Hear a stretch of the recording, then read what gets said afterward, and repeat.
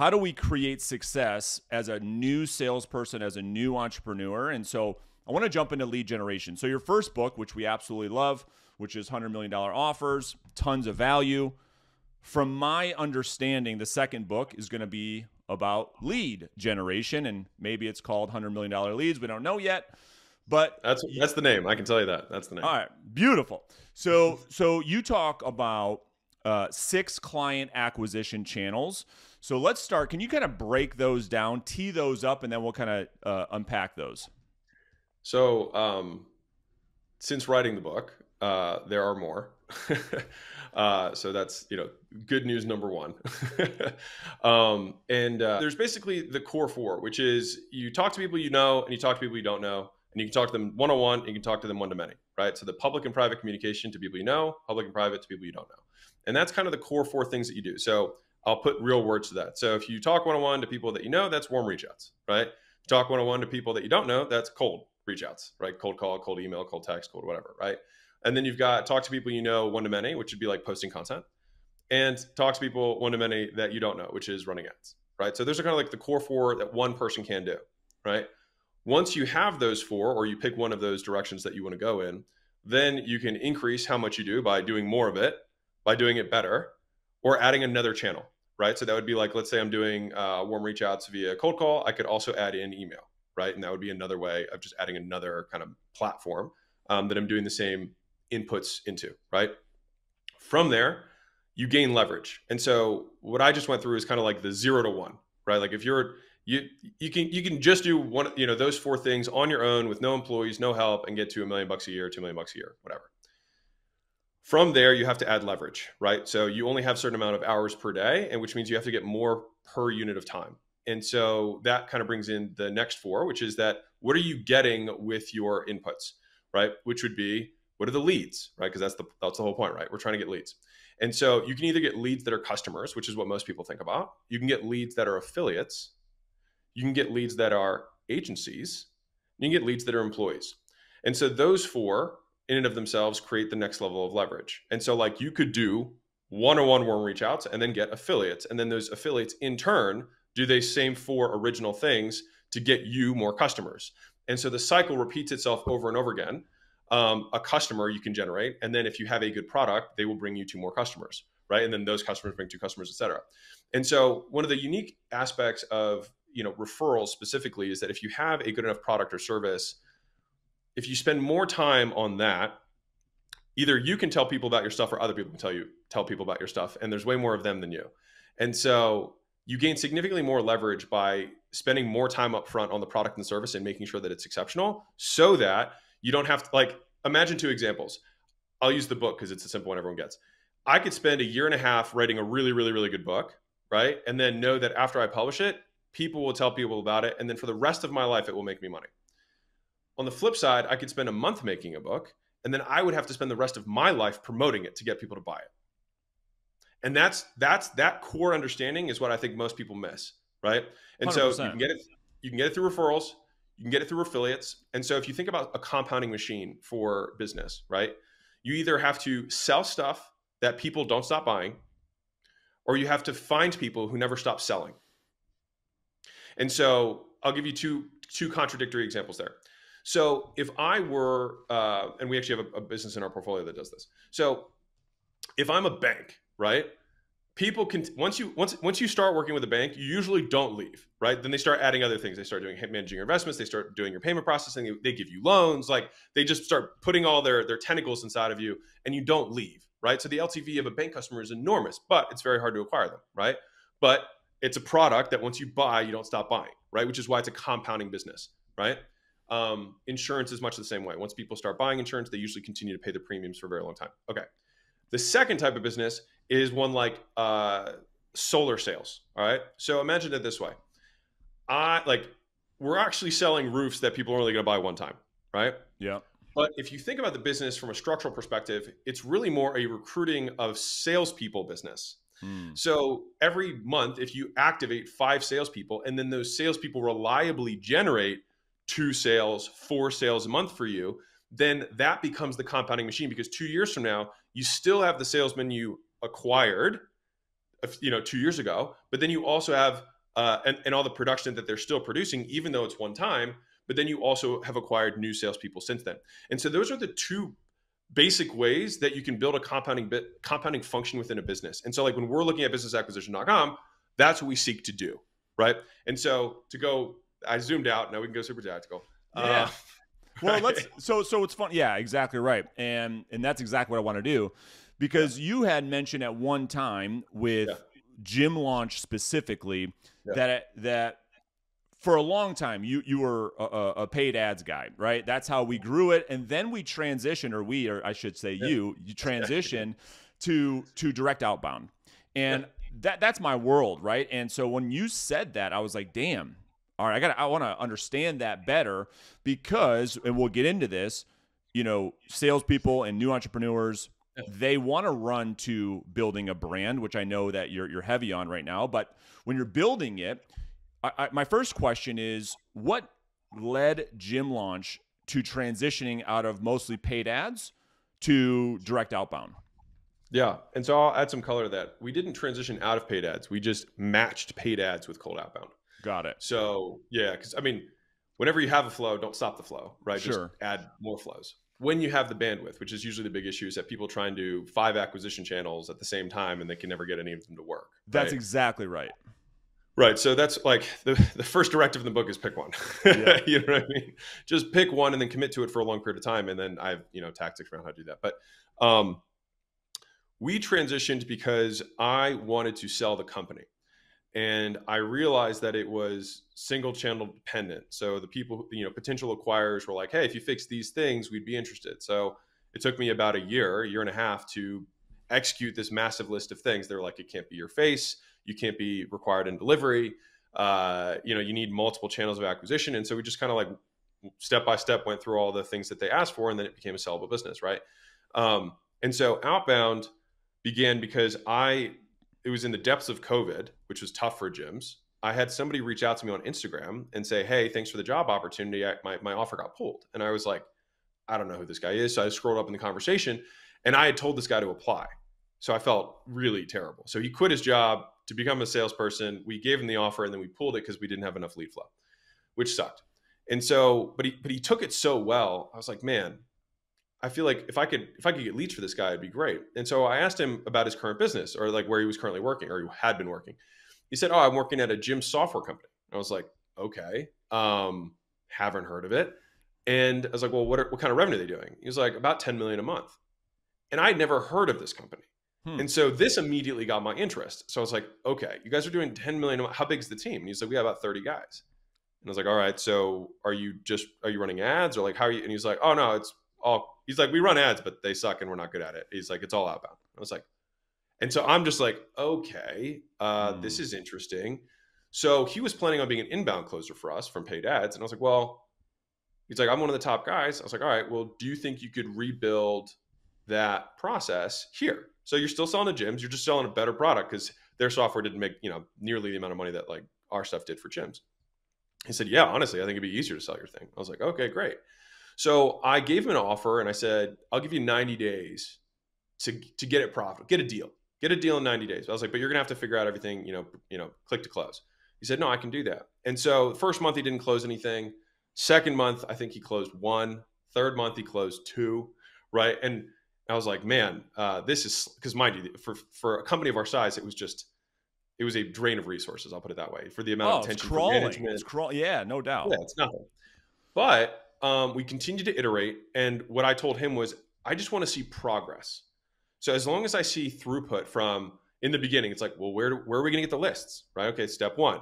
All right, then how are we going to clean the lists? Step 2.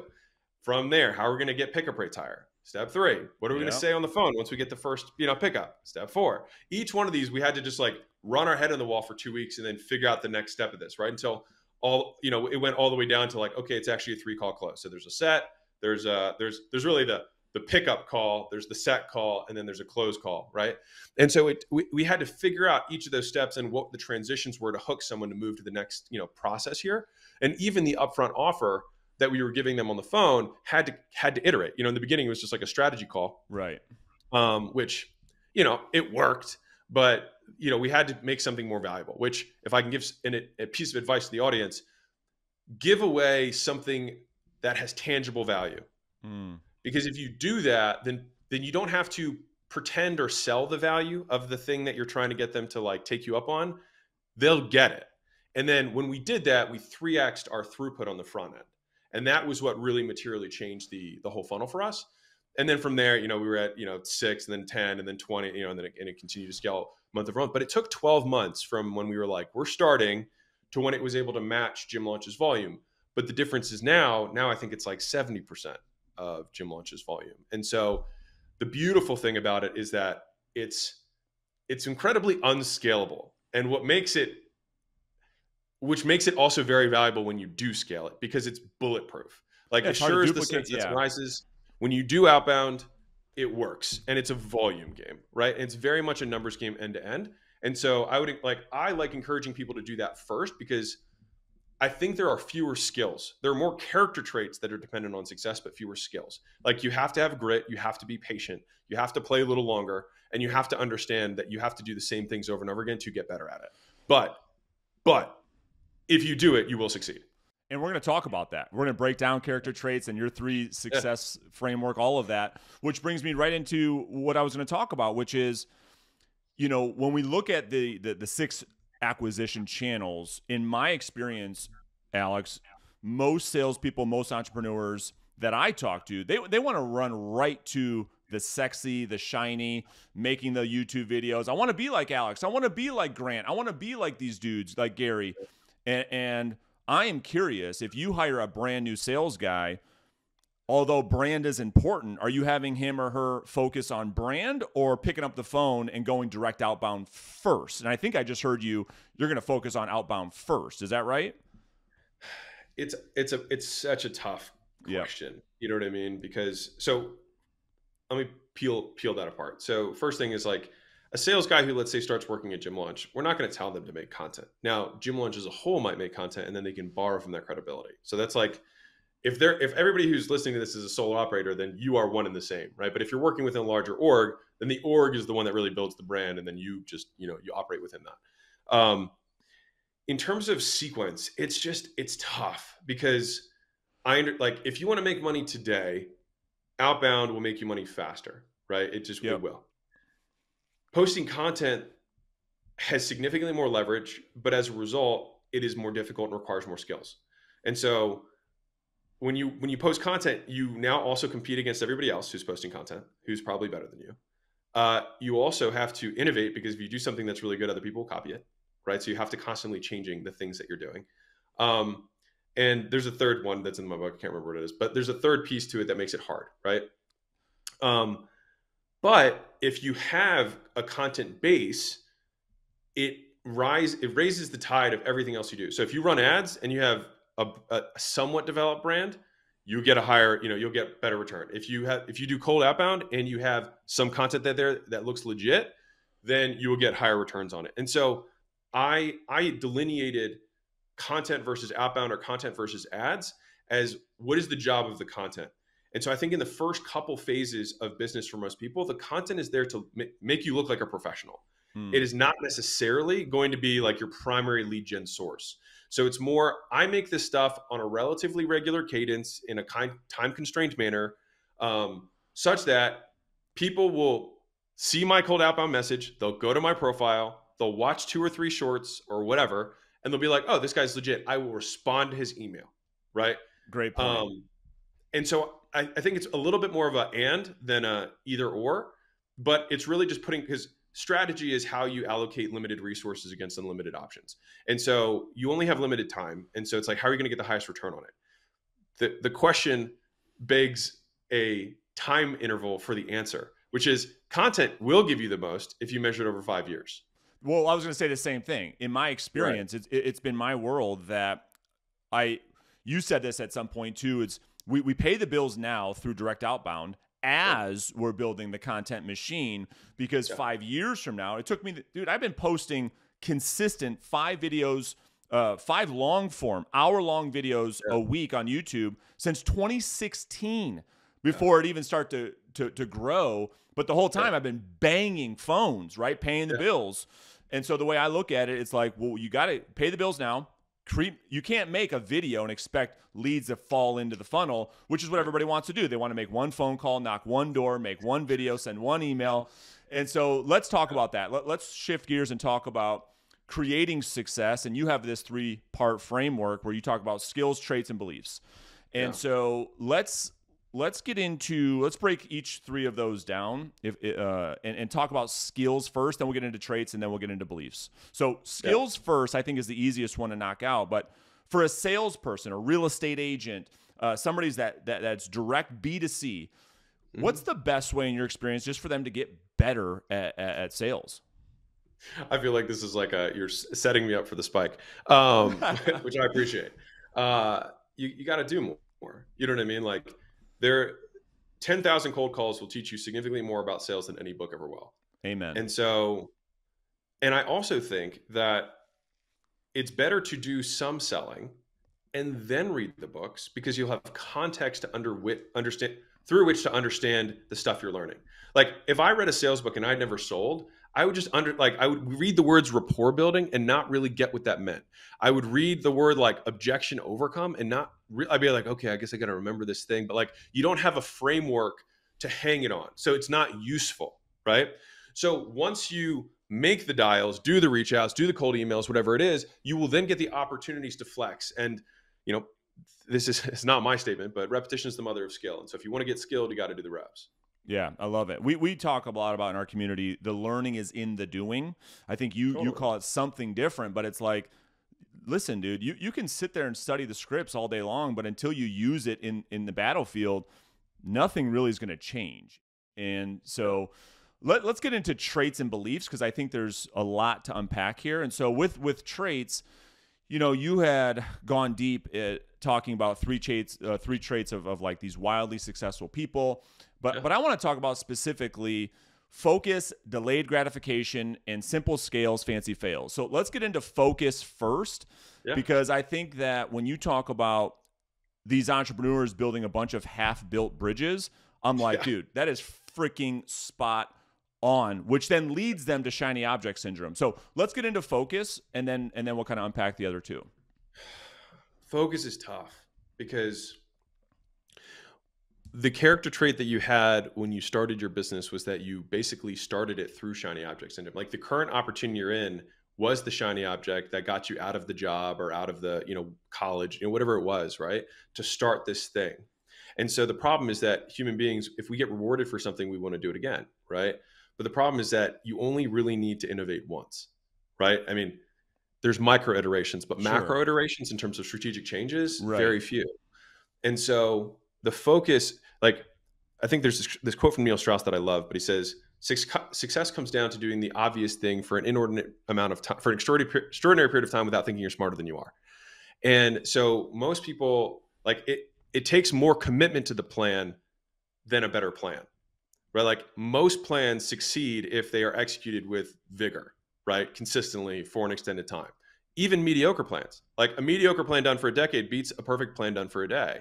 And most people don't do that, right? They continue to do a perfect plan for one day at a time. And they continue to use the aphorism they used earlier, like the half-built bridges, right? Like, they start building a bridge, they get halfway across, and they're like, you know what, there's another part of the ravine that's closer, so I'm going to build another bridge. And then they get to that one, they're like, actually, there's another part of the thing that's closer. But the thing is, if they'd never left the first bridge, they would have finished it by the time they were starting their 4th one, right? And they'd have dollars coming across it. And so I think entrepreneurship, much the same way, is we get good by learning the details, and the details come through the repetition. It comes through putting brick by brick, assembling the bridge, right? And I think the easiest way to understand this is there's a 5-cycle change. There's kind of like the 5 grief stages. There's another one that's I can't remember where it is, but I'll tell you what they are. In the beginning, you have uninformed optimism. So that's the girl in the red dress who walks by. She looks sexy as hell. You're like, man, that looks easier. My buddy's trading crypto, right? Whatever. Exactly. You know what I mean? Yep. Sure. And so it's uninformed optimism. Then you get in. And then as soon as you get in, you find out that there's hair. There's right? She's actually a little crazy. She wants all your money. You know what I mean? Underneath of there, she just knows how to wear spandex and is actually like kind of frumpy, right? And so it's now your informed pessimism. So now you know, and it's not as pretty as you want. Step 3 is the valley of despair, which is you continue down this path and it just feels like it sucks. It feels like there's 100 problems. You don't know what to do. And so then what happens for most people? Another pretty girl walks by. And so then they start back over at uninformed optimism and they run that 3-step cycle over and over again, right? But they miss out on step 4 and 5. So step 4 is informed optimism, is that you now understand where the bodies are buried. You understand the dirt, the hair that is involved in this particular opportunity and how to still overcome them. And then step 5 is that you realize the goal, right? You achieve what you originally set out to do. And then, of course, at that point, you reset your goal, you move the goalpost, whatever, and you do it again. But the thing is that most people, especially newer entrepreneurs, never get past step 3. They get to the valley of despair and then they jump ship. Part of that is because they were reinforced by the excitement of jumping ship the first time they did it. So they have this reinforcing behavior, which is hard to break, right? And so that's why it's very much a character thing. Like, you don't need to be more skilled to win. You just need to stick with it. Yeah, 100%. I mean, when you're talking to these entrepreneurs and in your experience, if you're mentoring somebody, what do you think the cure is for shiny object syndrome? What is it that you think? What is the character trait that one needs to really focus on to keep their head down and keep the main thing the main thing? I think it's context. It's having a larger time horizon through which that you make your decisions, right? And so, like, when I'm talking, because, like, and this is for everybody, this happens at every level. So this happens at $1 million a year, at 10 million a year, at 100 million a year. Because I'm fighting it right now.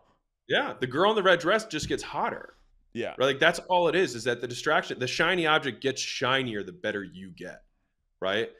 And so, and part of this is, like, I wish I could give it to people. So, that's why I, do podcasts like this and whatnot. It's like, if I can give you the experience, which is like, give you the scar and give you the story, so you don't need the scar, right? I have changed business directions multiple times. Every time I have done it, I have been negatively reinforced. I've been punished for doing so. For sure. And it just has taken enough punishment for me to realize that it's because I couldn't stick with it, which is why I'm so vehement about it. Because, like, I struggle with it today. I mean, right before we got on this call, I was like, we have 600 companies a month that reach out to try and do something, and we take one. You know what I mean? Yeah. Like, it's so hard. And the better you get, a year from now, it'll be 6,000. You know what I mean? And I still will have to stick with the original plan, which is, like, if we buy a few big, good companies, we don't need multiple Facebooks. We just need a few. And me trying to get 20 or 100 is what's going to distract from the few that will matter. Because when you look back on your life, and this is maybe the best perspective to solve it for the focus thing, is that when you look retroactively, there are probably only a handful of decisions that shaped your life. And that means that 99% of the shit you did basically didn't matter. And so it's making sure that the decision that you made, you force it to be one of the ones that mattered by sticking with it. Yeah, I love it. I love it. And, you said something about you had 9 companies at one time. And Layla's like, dude, what is wrong with you, man? Like, we don't need all these. And I was the same way. And my wife was saying the same thing to me. And Alex, after I watched you talk about that, we sold our brick and mortar companies and just focused on our e-learning space. And everyone was like, dude, what did you do? And I'm like, dude, we're going all in on one thing. We're focusing on the one thing. And just like you said, in your experience, it was the same for us. We took off. But entrepreneurs feel like they need to hedge against everything. I got to do this. I got to do that because I don't know which one's going to take off. And that's the fallacy. That's the fallacy, is that we think that I'm going to put 5 pots on the stove and I'm going to see which one pops first, when in reality, you only have enough fire to make one of them pop. Yeah. Right. And so you just have to pick which one you're going to put on the stove. Yeah. Smart. Let's talk about beliefs, and specifically around, I'll call it self-development. We might want to call it something different, but specifically traditional education versus alternative education. Yeah. I love some of your worldviews on specifically the ignorant tax, which we're going to talk about, the SME 500 versus the S&P 500, and then the tale of 2 Jacobs, which is so good. So let's get into, because that's been my life. I've got a brother who's an attorney. I've got another brother who's got 2 double majors in psychology, and me, I have no formal education whatsoever, and they both work for me. And they're like, what the dude? You're the youngest one. You have no college. I'm like, yeah, dude, because I spent more money than both of you on courses, mentorships, learning from people like you specifically. And that's why. So let's talk about the ignorant tax first. What are your thoughts on that? I think it's a frame shift that at least has been very valuable for me to understand, which is that whatever I want, there is a cost to getting it. And so the first time I heard this was actually at somebody who was using it to close an event. And they were saying, and they wrote $1 million on the board, and they asked somebody in the audience how much they make. And I think they answered $50,000. And he said, and then he put $50,000 underneath the $1 million, and he drew a line, and they put 950,000. He said, it is costing you $950,000 every year to not know how to make $1 million. Love that. And that, like, he didn't call it ignorance tax. I've called it that since then. But like, you can put whatever number you want. It costs me $1 billion a year not to know how to make $1 billion a year in income, right? Now, caveat there is, like, if you do know how to do it and you feel like it just takes time, then sometimes you have to give time. But that idea for me has been fundamental to, like, I will pay for whatever shortcut possible. Now, I think the game has changed somewhat, which is that, like, education now, because of media, there's a lot of really good stuff that wasn't there 10 years ago. You know what I mean? Like, true. You know, my hope is not to self-aggrandize here, but like the stuff that we share, like that Absolutely. wasn't, like, there wasn't a lot of people out there who were actually doing stuff, who were just, sharing it. Right. And so there's a lot of opportunity to learn on your own. The piece that I think has been valuable is community. Community and kind of like de-bottlenecking. So it's kind of more the service side of what is commonly referred to as the coaching industry, which is really just consulting that hasn't been formalized yet. And I want to be clear, there are terrible ones. For there sure. are many, and I think it's honestly more the rule than the exception. But there is value in someone helping you get somewhere faster. And making sure that that person has helped people like you get to where you want to go is a great first litmus test to look through that, right?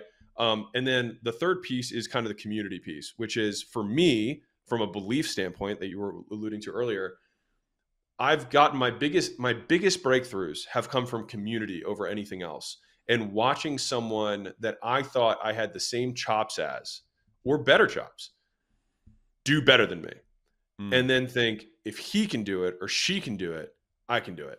Makes sense. And that has been very intrinsic to me. Now, some people don't have that belief, like, at their core, which I would recommend. I believe, like, everybody's made of skin and bones, and, like, if someone else can do it, so can I. And that's a belief, though. You know what I mean? But that has been very valuable for me.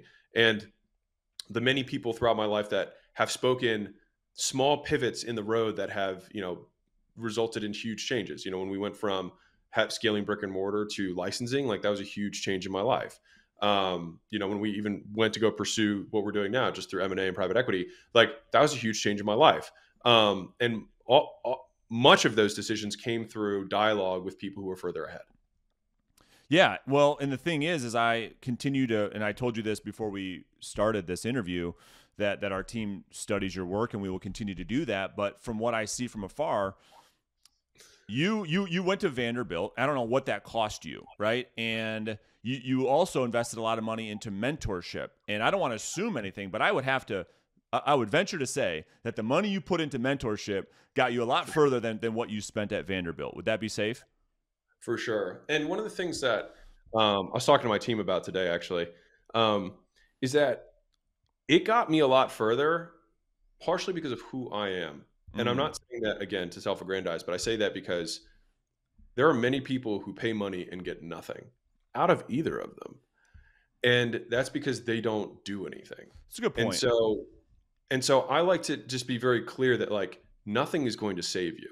You know what I mean? Like, it's all going to come down to you. And when I go into anything, I try and say, I'm going to be number one. I will be the best student here. And I will not fail for lack of effort or execution.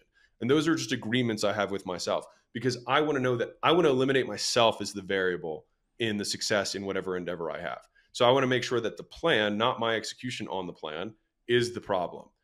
If I don't now, and to be fair, in every one of those communities that I ever did join, I ended up becoming number one. And take that for what it is, but that was Yeah. an agreement that I made with myself when I started. And oftentimes I was not even close to the top or even the middle when I joined those places. And so I say that to just add a little bit of color to it. But yes, I do think that the formal education system as a whole is a terrible return at this moment for the vast majority of people who are not going to be a lawyer, a doctor, an accountant, the other 99% of people.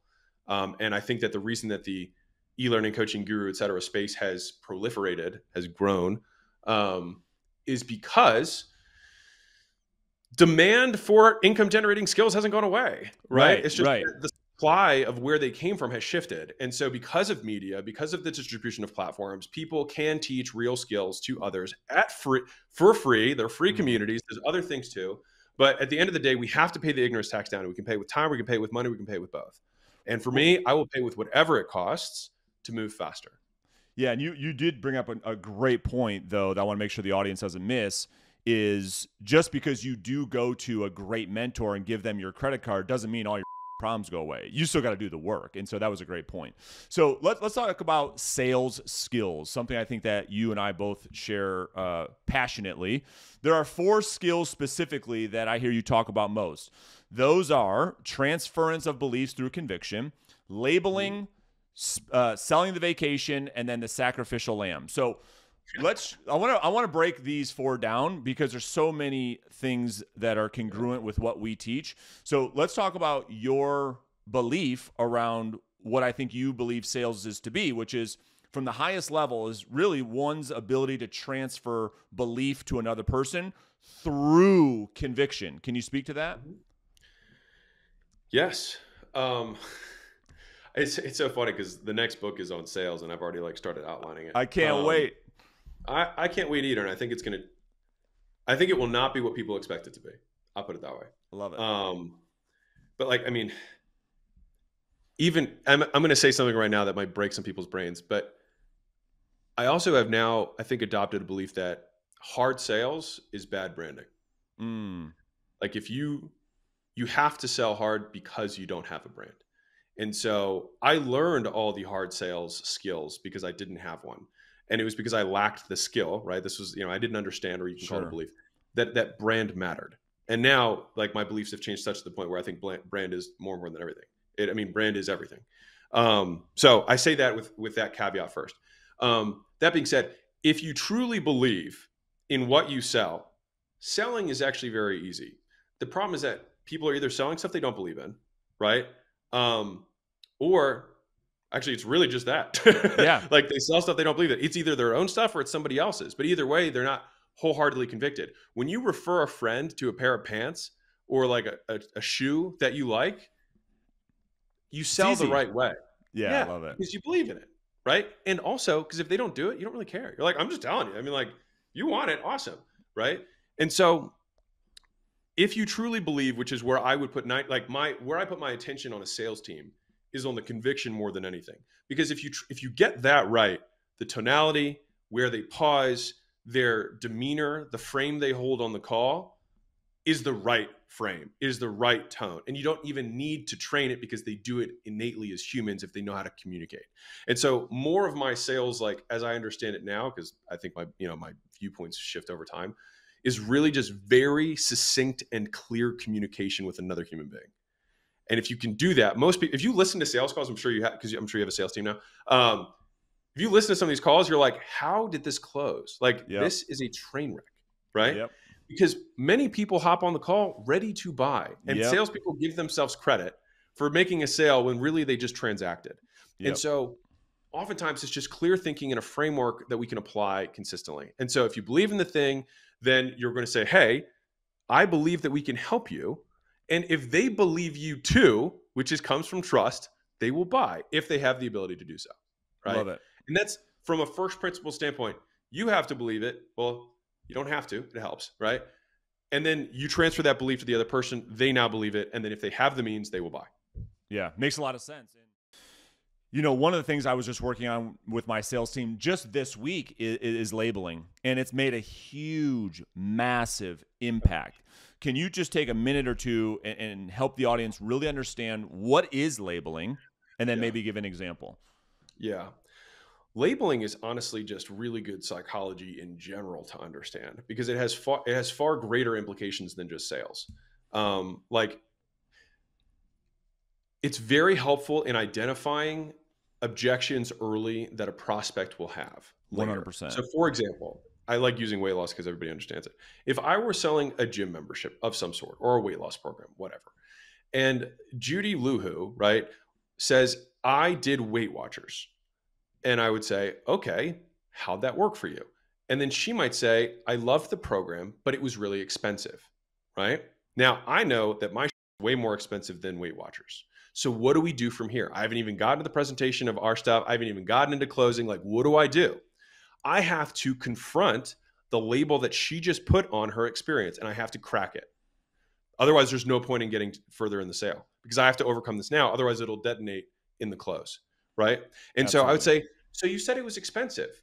What made you say that? So now she's labeled it, right? And I have to now change that label, right? Like, what made it expensive? Well, I mean, it was $39 a month. Well, I mean, how much does your wardrobe cost? How many pieces of clothing have you bought that you now no longer can wear as a result of that? If you could get 10 more years on your life, what's the value of that? What's the value of your high school weight? Oh my God, that'd be so valuable. So then, was it really not expensive, or was it that you didn't get what you wanted out of it? I didn't get what I wanted out of it. Okay, just to be clear, because if you did get the high school and you did get the clothing, that blah, blah, blah, it would have been worth 10 times that, right? Right. Done. Right. We relabeled it. And so we have to be clear with language so that we can close later. Now, from the labeling perspective, as you're referencing it, that's kind of reactive labeling, what I just said. There's also proactive labeling, which is that you can then ascribe traits to somebody else earlier on in the sale that they will find positive. So it's like, hey, you seem like a very family-oriented person, or you seem like a very growth-oriented individual. It seems like you are willing to take risks in order to grow your business, right? These are all labels that we're going to ascribe. And the thing is, you'll know it's a label because the person has to agree. They're going to say, yes, I am that way. Yes, I agree with that statement, right? And then from that statement, you pocket that later so that when it comes to the close, you'll be like, because you said you're this type of person, X. And because of commitment and consistency, which is like a psychological thing, Cialdini talks about it. Yep. People are more likely to comply with something that makes them appear consistent with their own commitments, right? And so they committed earlier to this label, and we made it a positive association. People will want to live up to that positive association. And so I used this in a different example when in a non-monetary, it was monetary, but I wasn't making any money from it. I was treasury of an organization when I was in college. And there was one member who was notorious for not paying. All right. And he was, everyone was like, this guy's a piece of blah, blah, blah, blah. Like, you'll never get it, right? Because every treasurer before me had never gotten this guy to pay dues, right? And so the first thing I did when I started Treasures, I met up with him, and he expected that I was going to berate him, which is what everybody else had done. And called him a bunch of names and telling me he was a low life, blah. And so I said, hey man, I know that you're a rock solid individual. I was like, and you're honest. And I was like, so I'm just not going to bother you about this because I just know you're good for it. So strong. He came the next day and paid in cash for the whole thing and his back dues. Because I gave him because if he doesn't do it, then he's not going to get the association that I just gave him, right? That's right. And so you can massively influence behavior and also give people legitimate compliments at the same time, which is what makes it so powerful. And to be clear, the way to use this ethically is not to lie about the association that you're making for the person. Sure. I mean, that's great. I mean, it's changed everything, Alex, for us. I mean, that whole skill has been incredible. So selling the vacation probably could be a whole podcast by itself, but I want people to understand when you say sell the vacation, just what you mean, so the audience understands that we need to focus on the desired outcome, not how we get to that desired outcome. Yeah, I'll give the analogy because that's Perfect. What it was based on. So if you listen to most salespeople sell, or most business owners sell their products and services, they will describe the plane flight. So they describe TSA, take your shoes off, take your pants off. The person next to you, it's going to smell like crap. It's going to be a 5-hour flight. On the flight, this is what we're going to serve. You'll be able to get up to the bathroom 2 or 3 times. We'll have refreshments. Once I tell you that you can't check in, blah, blah, blah, blah, blah, right? Which translates to, this is going to be our communication cadence. This is the deliverables that you're going to have. This is what you owe us. This is what we owe you. This is the time to blah, blah, blah, blah, right? These are our programs. These are, the deliver, whatever. Versus, let me tell you about Maui. Maui has white sand beaches where you're going to be able to sit on them and they're not going to hurt your feet because there's no rocks in them, right? We have one of the softest suns on the planet. So you actually won't have to put nearly as much sunscreen on. So you're not going to get burned. You actually get the nice, beautiful tan that you look for. So your pictures are going to come out amazing, right? It's great for Instagram. You'll be able to remember this vacation. You'll be able to enjoy it leading up to it. You'll be able to enjoy it while you're there, and you're going to enjoy the memories for the rest of your life, right? Both of them are selling the same thing. One of them, we're selling the plane flight on how they're going to get there. The other one, we're selling the experience of what it's going to be like to enjoy the benefits once they have arrived. And so when we are selling, we almost don't have to talk at all about the deliverables. We talk almost exclusively about the experience of the benefits, not just the benefits, but the experience of them, right? Because that's what they want. Because right? people make decisions emotionally, right? And so that is so good. It's so strong. I will say this, because this is something that I've learned in time, is that the higher the acumen of the more sophisticated the buyer, the less emotional the pitch is. Yeah, that's fair. Yeah, 100%. That's just something I've now learned from the M&A world and like dealing with bankers and things like that. Like if you're selling, there is a story for sure. There's still that element. Yeah. But it still has to have the rock hard. But like if you're selling stuff for under, $100,000, there you go. You're probably fine just focusing on the vacation of what they're going to experience when they're there. Yeah, fair enough. So we only have another minute or two. So the whole sacrificial lamb, we call it speaking against your own interests, which is the easiest way to build trust and rapport. And so you talk about it's one of the easiest ways to build trust in a sales conversation is to speak against your own interest. You call it the sacrificial lamb. Can you give us an example of that? Well, I mean, I learned this accidentally. So we ran out of product one day, and I had sold, the first half of people that walked in that day, the product, and then friends from the people from that first half came later, and I didn't have it. And so I was like, you know what? Go down the street, get it there. It's going to be cheaper. It's not going to be as good as our thing, but like it'll get you through the first, 2 months or whatever. And then what I realized is after I said that, people would like they'd write down the address, they'd write down the place. They're like, okay, got it. And they'd be like, but what you do need is take 2 of these in the morning, take 2 of these in the afternoon. And what flavor do you want? You want to use the cards you have in file. And I closed like 100% the rest of the day. And I was scratching my head. I was like, what was different here? And I realized that because I had spoken against my own best interest, to your point, I like calling it just damaging admissions, right? Okay. Where you speak against the things that most people would try and pump up about themselves. Right. And then you make your ask. The compliance on the request after a damaging admission skyrockets. And so you can use that when you're scripting the sale specifically before statements of belief that you want someone to agree with, right? So if you're like, listen, man, I will say this. Ours is like our service offering is going to take you more time than probably the competition, right? Like they're going to be a little bit more done for you than we are. There's going to be a lot more work on your side. Here's a bunch of things that suck. All right. But we'll get you significantly higher returns by a wide margin on an ongoing basis for the remainder of your time. So the first 60 days, you're going to make more money with the other guy. But from every day after day 60, we will beat it. So strong. When you say that, what I mean? If I just said, if I took the first part out and then just said, you're going to get better return, like you can hear it right now. If I just said, that's exactly you're going to get better returns with me than the other guy, you don't believe it. No. Right? Resistance. You just don't believe it. Resistance. Right. And so if you put that, and the nice thing here, and this is what I tell anybody who's a business owner or salesperson, is be honest. What are the things that you actually are not as good at? Or what are the downsides of there's always, like every upside has a downside, right? Like if you're really customized, it's probably going to be slower, right? Or they're not going to get as much time with you, but it is more custom. Like there's always trade-offs to every coin, right? Quality and quantity. Like there's just always a trade-off. Just speak to the opposite side of the coin before you tell them the thing you want them to believe, and people will believe it significantly more. Fair enough.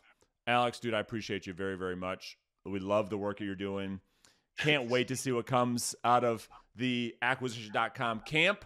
And we're really looking forward to it, and we appreciate your time today. Thank you to the audience for having me. I appreciate your attention. I know it's you have many places to fly and spend it, so thanks for spending it with us today. Appreciate you, brother. Take care.